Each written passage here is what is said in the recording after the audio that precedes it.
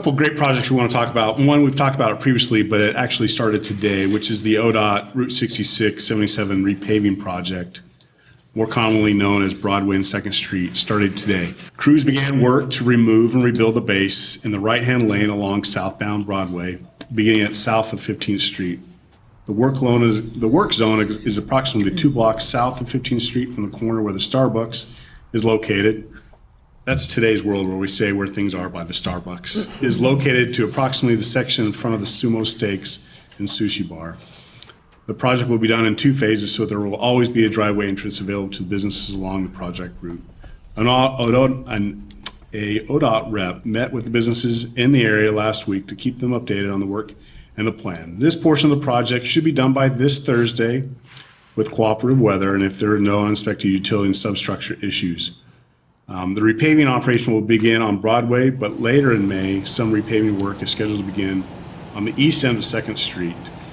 So just updates will be posted on the city's social media channels, and you can follow progress on the ODOT webpage for the US 77 and State Route 66 resurfacing in Edmond. And if you have questions or concerns, you can email those comments and questions to odotinfo@odot.org. The next project is the Covell Coltrane Road project. Work to repave the Covell Road between Coltrane and Bryant Lane is nearly complete. That project began March 15th. The asphalt work is done. Temporary lane markings are in place until striping can be completed. Work on that will be scheduled soon. The widening of the 4-way stop at the intersection at Covell and Coltrane was completed in late 2022, but now we are getting closer to getting signals at the location. Signal lights were installed last Monday and flashing red now. We are still waiting for detection system equipment from our vendor. That equipment is in high demand and in short supply, but our vendor reports that these should be delivered in late April or early May. Once the final pieces of that equipment are in hand, installed, traffic engineering will need to complete a study of the intersection traffic patterns and develop a timing pattern. When that plan is finished, the lights at the intersection will be activated and the stop signs removed. So hopefully that'll continue to improve the traffic at that location. All right, we want to talk about trees, specifically energy trees. I didn't know that what it is, but it is. Edmond Electric and Edmond Urban Forestry teamed with the Arbor Day Foundation to again bring our community to the Energy Saving Trees program. This program offers free trees along with easy-to-use online mapping tool to make the guesswork out of planting a tree. This year, 270 5-gallon trees were available, and Edmond residents snapped them up in record time. Residents use an online portal to reserve their tree, and between midnight on Sunday, April 2nd, and 9 a.m. April 3rd, so people were up between midnight and 9 a.m., all 270 trees were claimed. Those trees were distributed last week, and that means to date, 2,400 free trees have been distributed to residents. As important, according to the Arbor Day Foundation estimates, those trees result in a reduction of approximately 3 million kilowatt hours due to the shade and aesthetics that they bring to the community. Now, I want to talk about something that many of us watched on TV, but actually many of us in the community experienced. This is the wildfires back on March 31st. And this is about our first responders. So just a few statistics we want to share about that incident. Edmond Fire Department responded to 17 different grass fire incidents that day and had crews operating at 4 fires in different geographic locations. The first fire location was within our city limits.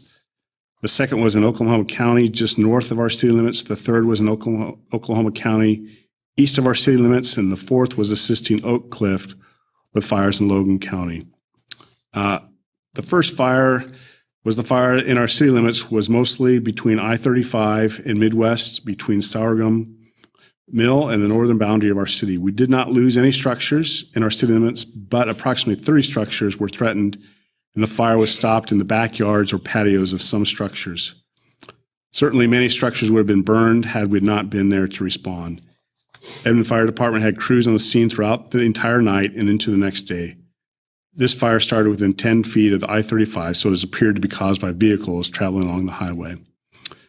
The fire in the area just north of our city limits in Oklahoma County was mostly between Air Depot and Midwest Boulevard, between our city limits and Waterloo. We did not lose any structures in this area, But again, the fires threatened numerous structures, many of which would have likely burned down had we not been able to respond. Crews were there throughout the night and into the next day. The next fire is the one in Oklahoma County between Hiawassee, is that how we say it? Hey, that's good. Hiawassee and Choctaw Road, and between 220th and 234th. One vacant structure and one RV burned down in these fires. Edmond fire crews had crews on the scene until after midnight. Oklahoma County Emergency Management was able to secure a helicopter for the airdrops and bulldozers to assist with extinguish efforts. The last one is sent crews and resources to assist Oak Cliff with the numerous fires early on in the incidents. But when fires began to break out in our city, many of those resources were pulled back into our city to battle those fires. As we're able, we sent additional resources back out for mutual aid assistance. Numerous structures were lost in Logan County wildfires. So I just wanted to take a moment to thank Chief Goodwin and his team.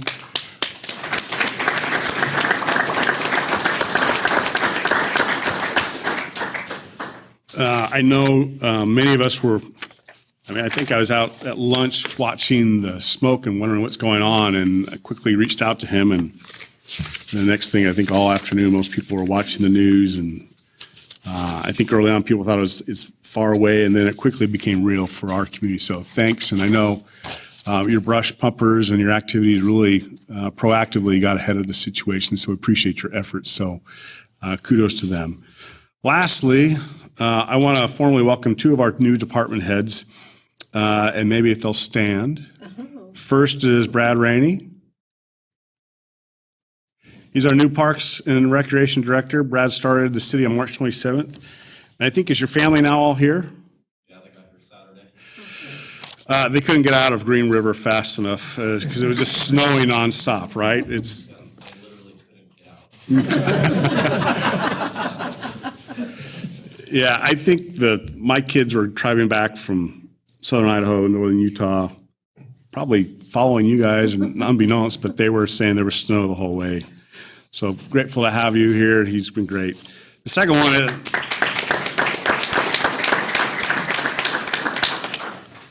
after an extensive interview process with external, internal, and elected stakeholders, I'm pleased to announce that Steve Lawrence, go ahead, Steve, has been selected as our new city engineer. Steve has been serving as our interim city engineer for the last few months, and has been with the city of Edmond since 1999.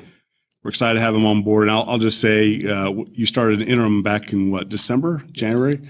And just in that short time, I've seen him grow in his leadership skills and his expertise in what's going on. So we're excited to have both of them and Steve on, so thanks to them.